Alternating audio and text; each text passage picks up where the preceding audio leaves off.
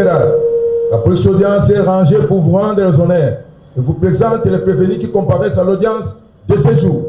Commandant de police d'audience, adjudant-chef Dongala Djangan. L'audience de la haute cour militaire ce jour est ouverte à mon pied repos. À vos ordres, mon général.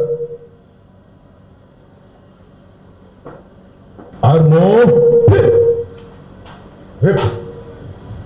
Poursuite de l'affaire qui oppose l'auditeur général militaire près la haute cour militaire, siégeant en procédure de flagrance à la prison militaire de Ndolo, et la partie civile République démocratique du Congo, au prévenu Edouard Mwanga-Chouchou, député national, et Robert Moucha-Maliroy, commissaire principal à la police nationale congolaise. Les deux prévenus sont poursuivis pour haute trahison, détention illégale d'armes et munitions de guerre, participation à un mouvement insurrectionnel et incitation des militaires à commettre des actes contraires à la loi et à la discipline. Des faits qui remontent au mois de mars 2023. Selon l'auditeur général militaire, le service des renseignements de la République démocratique du Congo aurait découvert une cache d'armes et d'autres effets militaires après une perquisition effectuée dans les résidences du député national Edouard Mwanga-Chouchou à Kinshasa et à Rubaya dans le territoire de Massissi dans la province du Nord Kivu. À l'audience précédente, la haute cour militaire avait auditionné le renseignant commissaire divisionnaire Awashango Oumiya Vital, actuel directeur national des renseignements généraux de la police nationale congolaise, sur les effectifs des éléments de la police affectés à la SMB. La haute cour militaire avait examiné et rejeté la demande de mise en liberté provisoire sollicitée par la partie prévenue Mwanga-Chouchou Izi Edouard. À l'audience du jour, la haute cour militaire convie à la barre le commissaire divisionnaire de la police nationale congolaise Nord Kivu dans la période allant de juillet 2017 à juillet 2019, Niembonga Luchawe Placide, actuellement commissaire provincial de la police nationale congolaise au Congo central. Le renseignant affirme qu'une certaine Wivine de la SMB l'aurait contacté pour renforcer l'effectif des agents de police affectés à la société minière. Il soutient avoir laissé 86 éléments de la police des mines à la SMB lors de son départ du Nord Kivu.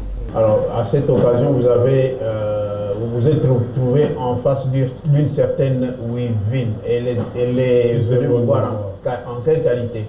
Elle est venue me voir en qualité de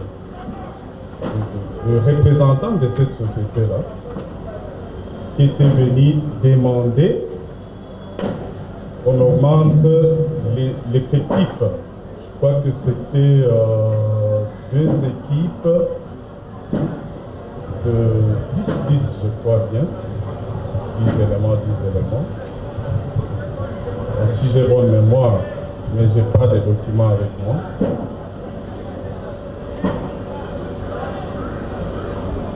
Et les mobiles pour lesquels la dame était venue solliciter l'augmentation des effectifs, c'était des attaques, selon elle, répétitives au niveau du périmètre minier.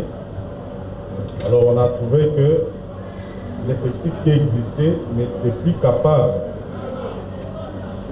de sécuriser de mieux le périmètre carré de cette société. Moi j'ai laissé à 43 policiers pour les pièces que moi j'avais signées. 43 policiers pour l'équipe A, 43 policiers pour l'équipe B. La haute cour constate que certains éléments de la police affectés à la SMB ne sont pas de la police des mines. Elle demande aux renseignants d'où sont les autres éléments. Celui-ci soutient qu'il signait une liste établie par ses subalternes en qui il avait pleinement confiance. Les listes, ce n'est pas moi qui les confectionnais, c'est confectionné par mes services. Et quand ça m'arrive, moi je fais confiance, je signe.